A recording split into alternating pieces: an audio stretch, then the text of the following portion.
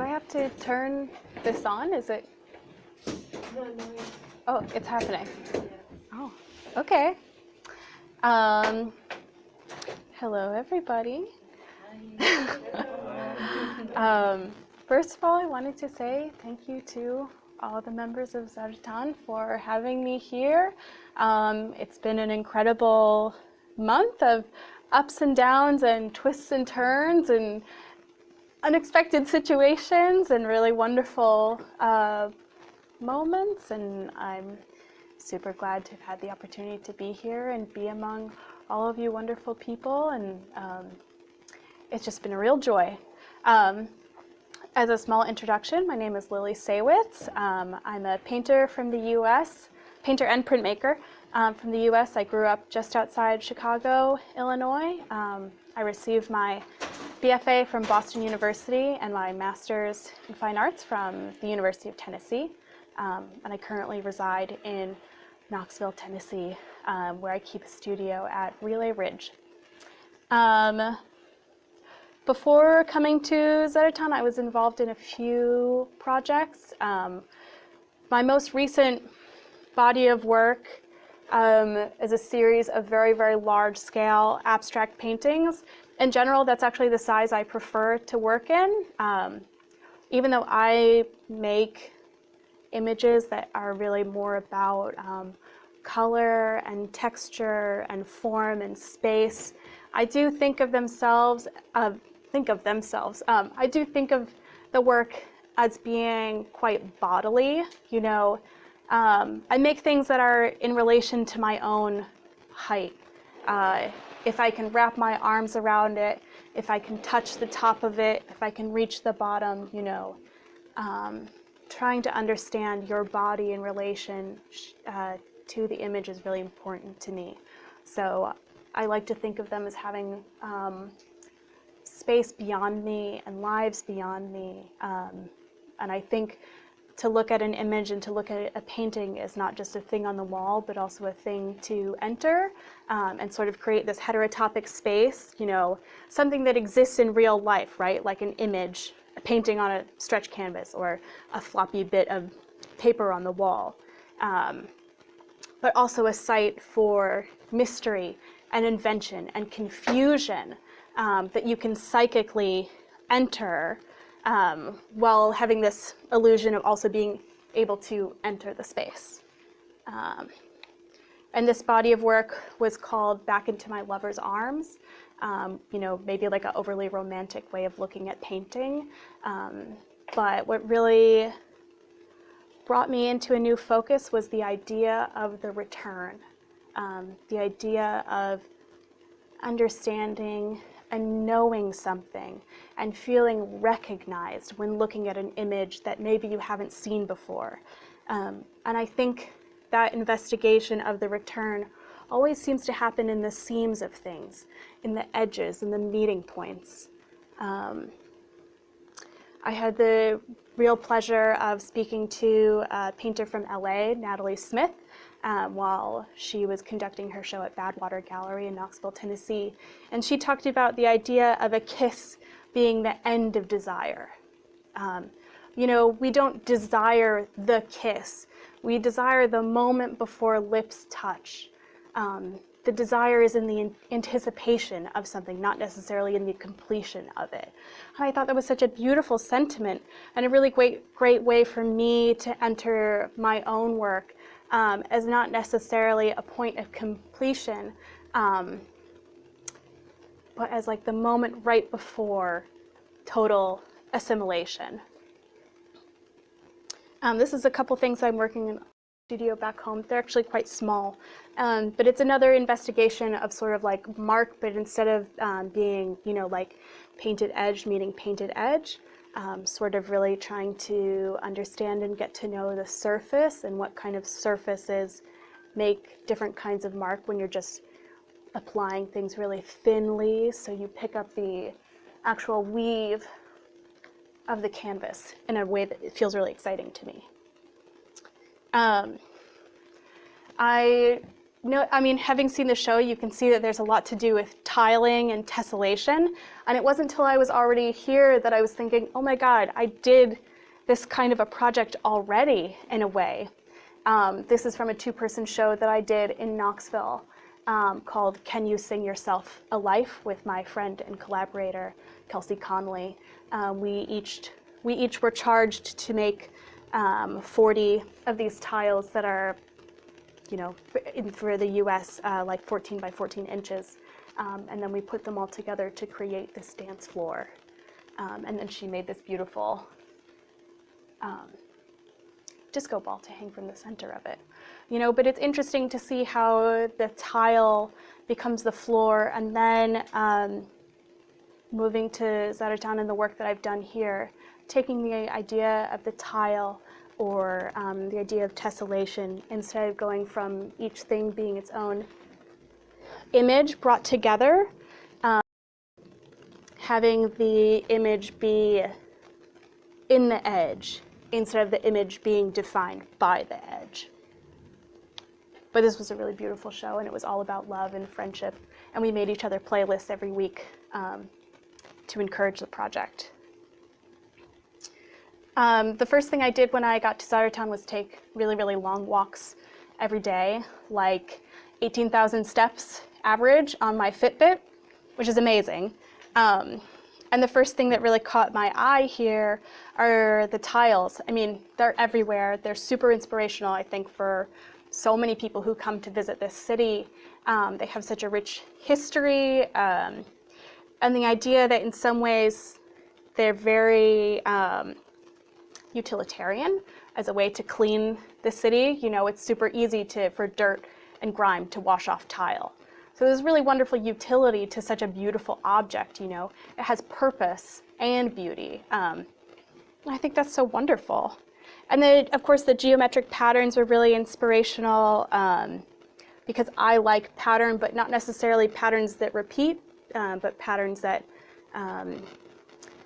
change and mirror each other and are related to each other, but not the same.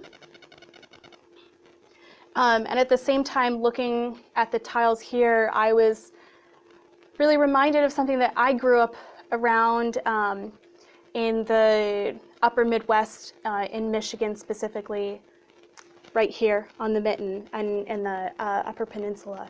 You see a lot of barn quilts, which are wooden panels decorated with a pattern that's usually a sign or a sigil for a community or for a family, and has a lot to do with resourcefulness and a marker of time and space. You know, you don't see a lot of things for miles and miles and miles, and then you know, oh, I'm here on this person's land, or I'm here close to this person's home because I can see their sign.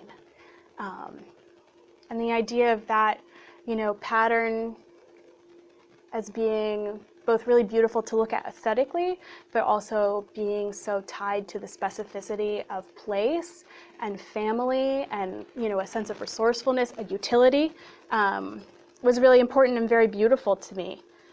And kind of odd and wonderful that, you know, I was finding like this bits and pieces of like rural US.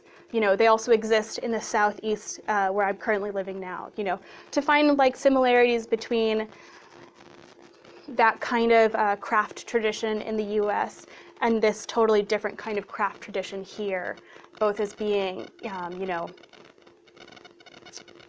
beautiful, beautiful signs for place. I first started to make these tiles on loose pieces of canvas, and I thought, oh, maybe, you know, I'll have them lining the room like, you know, like tiles as they are. But that felt somehow super untrue, maybe, like a little forced. But it was nice to see them all together. I like it when objects can exist kind of in this disjointed harmony where they don't really seem like they would be friends in a way, but when you put them all side by side, you begin to see the similarities more than you see the differences. And then I started to arrange them on the wall as a different way to tell a narrative or to tell a story. You know, at the end of each day of painting the images that are on paper or on canvas, you have leftover paint at the end of the day, right? What do you do with it? Paint is really expensive and I don't want to waste it. So doing these small sort of oil sketches, each individually with each day's leftover paint, and then bringing them together, you know, bringing different days together, different times, different feelings, all into one patchwork was such a powerful experience to me, because it was like I was compressing time and flattening it, you know, in a way that felt super odd, like being able to take this piece of time off the wall and put it next to another piece of time, and having those edges bump up against each other, you know, physically, but also emotionally. This is, you know, I'd say about like a 7/8 of them. I had more, but I didn't quite like them at all, so I ripped them up or changed them or moved them around. But you can see even here this sort of like tessellation process and trying things out, and oh, it doesn't really work, so you try something else again. And it was in this tessellation process, you know, you start to see things like forming, like this ultimately went up on the wall, and a version of this did too, you know. It's nice to see how these things sort of like organically arrived, and, you know, kind of free from my hand. Another thing that I've developed an interest in over time is this Japanese art movement that started in the 70s and moves forward, called Heta Uma, which means unskilled skilled. So sort of the idea of like poor craft, but really good intention. And the idea that something can be so kind of like off the cuff and shitty, but be incredibly earnest and vibrant, just as much as something that's a little bit more well-crafted, is so beautiful to me, because I think it transforms this process of making and then unmaking and then making again into something more approachable and utilitarian. You know, it's just a function of being to do this and to make this and put these things together.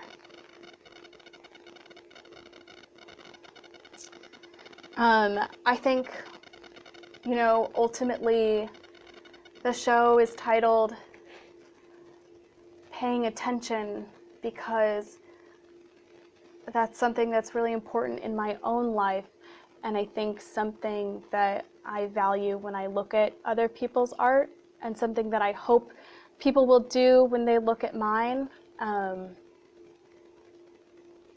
Spending time with an image, developing a close relationship with it, starting to see things like time and space in a flatness that you might not have realized before.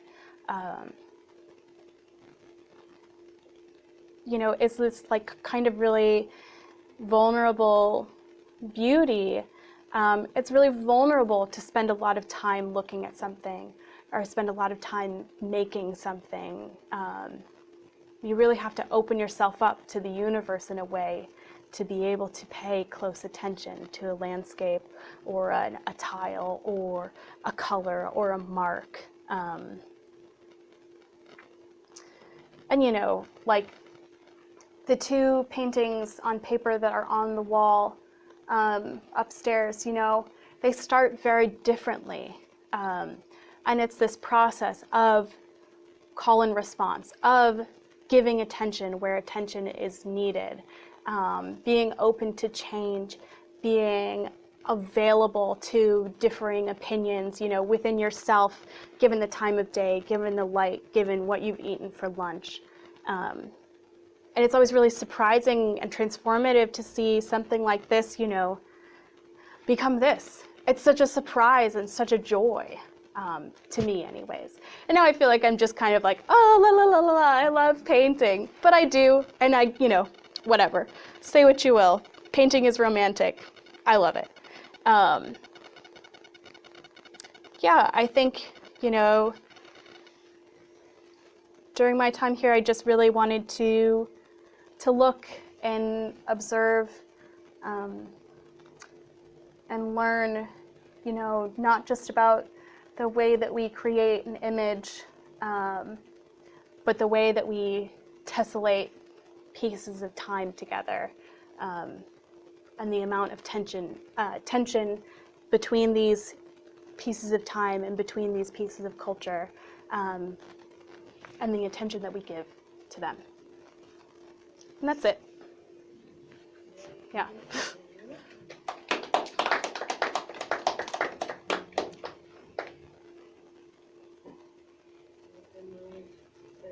Question, I think you were... Oh, yeah. Oh, I was going to ask, what makes you, how do you determine the order of each artwork? Like, why is this one all the way in the left? Why is that one all the way in the right? This one in the top, that one in the bottom? You know? Or is there a particular like order to it? You know, I think there's always like an internal logic to something that you can't necessarily explain. You know, I like to think about, I had a professor one time telling me that, you know, being a good artist is about being a custodian.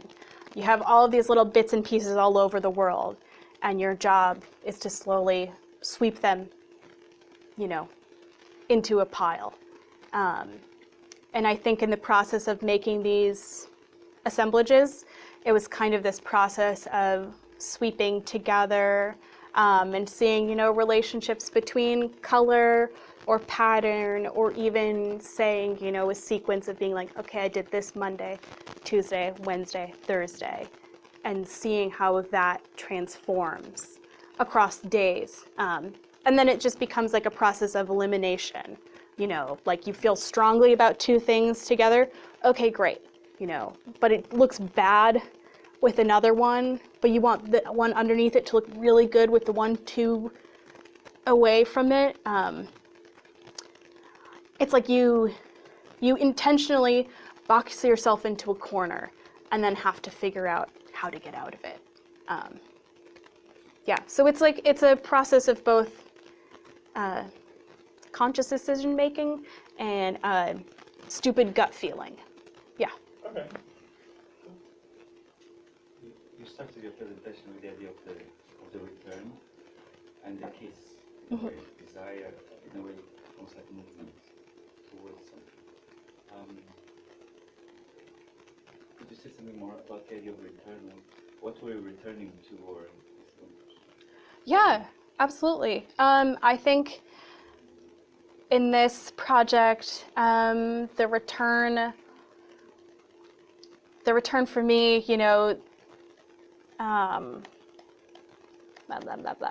you know, going from making this kind of more complicated image, you know, has so much layer and texture to it, and then feeling confident enough to return to what you were already thinking about, but like in a much more simple way.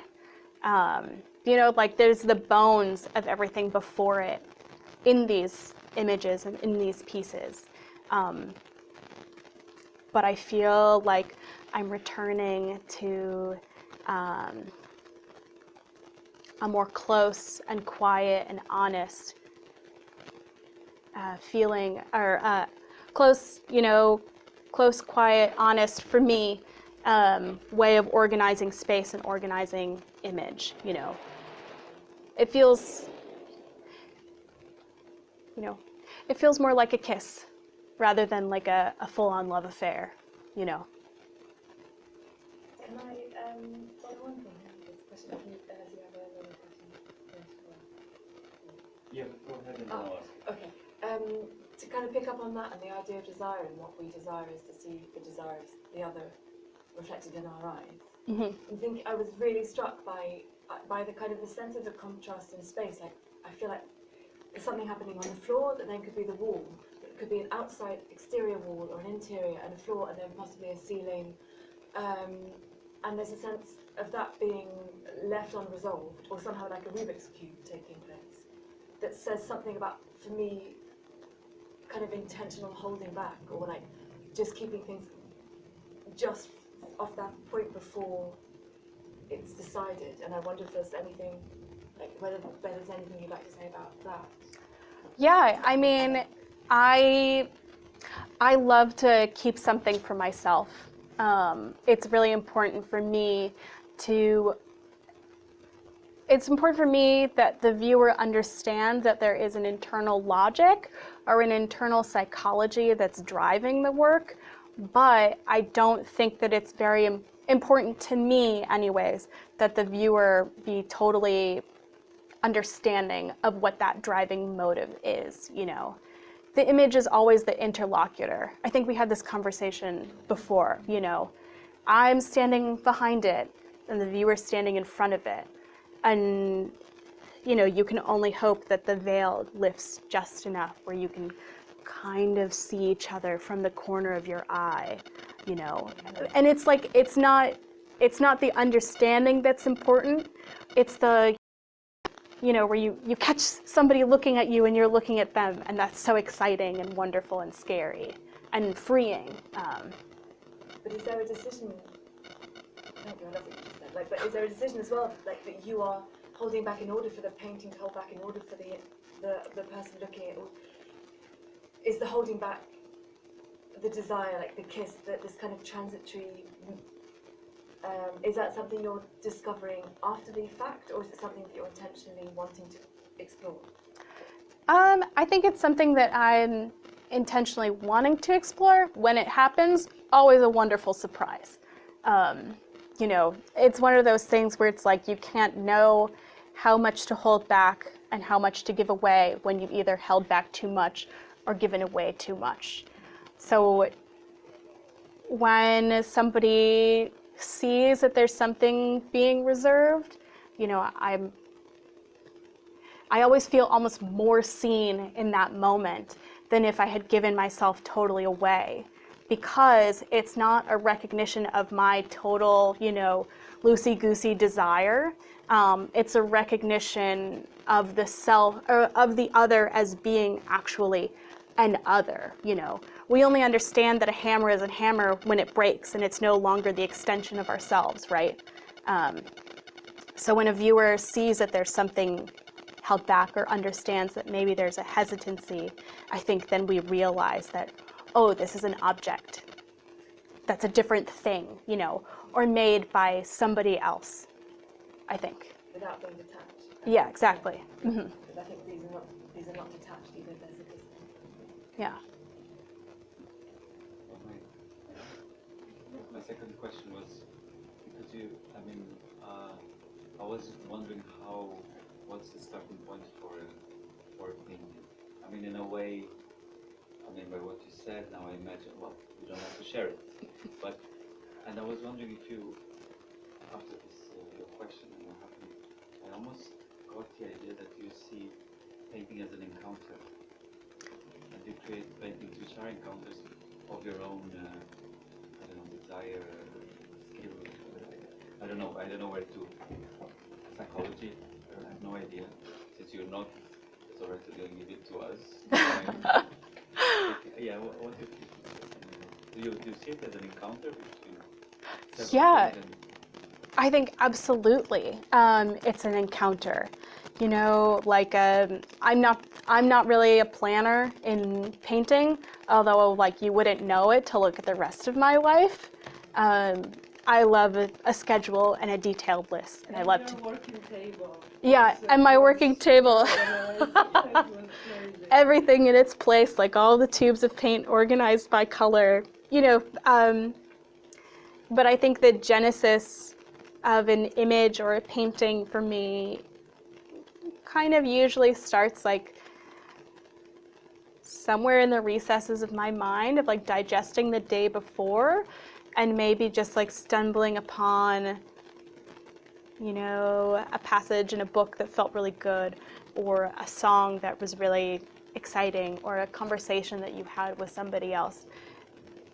And it's like, okay, well, this is important to me.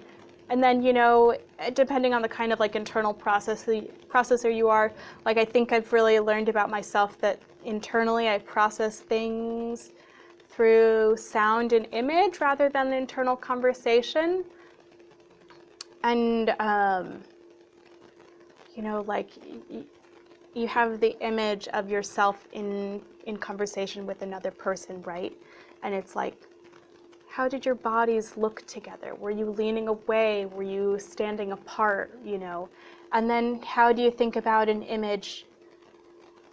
How do you try to coax the idea of leaning in through shape and color? Bizarre and horrible idea to do, but you try to do it anyways because it's the only way that you can express this thing that you were feeling in your head when you were having a conversation with somebody, you know? So it's like a, you know, how to relive the encounter that you had while developing the conditions for a new encounter to also occur. Yeah. I think I have a question also. Like for me, it was interesting how you were showing here two different type of approach to painting, like the canvases or some of the work on paper are really this process of working, let the oil drying, which with this humidity is quite crazy, waiting, looking again and return. But I was also really liking this idea of just recycle and be tired at the end of the day and just scratching, and how from that you create these fragmentational pieces. And I think my curiosity is if it's something you were already doing, and also it's an excuse to ask you, what do you see your work going after, when you will be back in your studio or in Tennessee? Yeah, I mean, I think in my studio in Tennessee, I usually got like 4 or 5 canvases ready to go at any given time. So like the end of a day's paint is never wasted because, you know, you work like multiple hours on something and then it's like, ugh, I get so sick of it, I can't look at it anymore. But then you scan the room and you see the conversations happening in other places and you say like, you know, or I'm saying you say, that's the proverbial you. I say to myself, you know, well, wouldn't that yellow look really nice over here? Or maybe the blue would also like be a nice conversational element, you know, in the painting all the way in the back corner.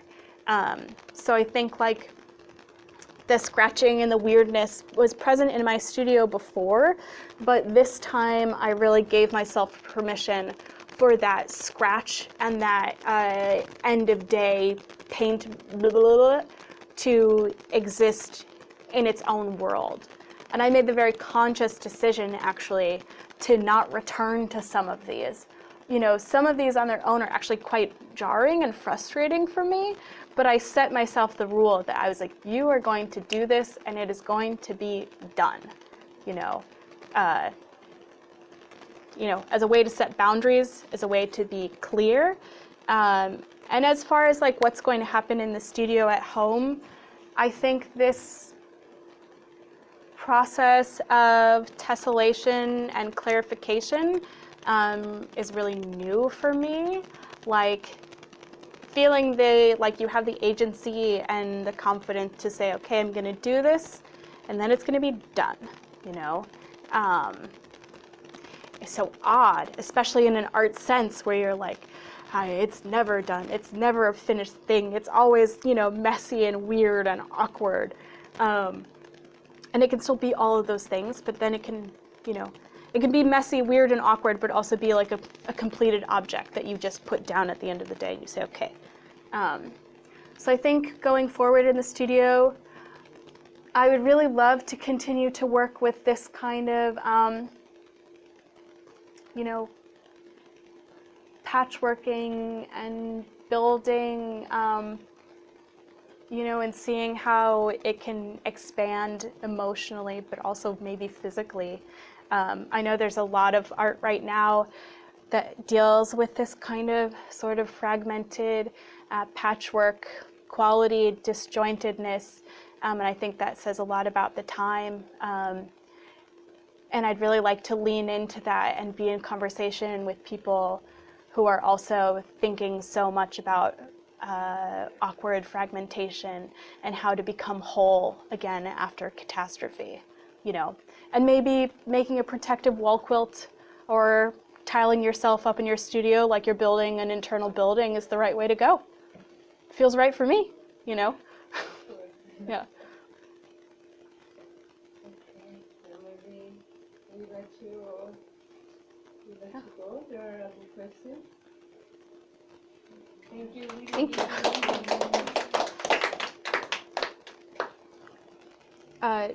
Jose said I had to do something with the mic, but I don't remember what. I think just take it off, but I don't know.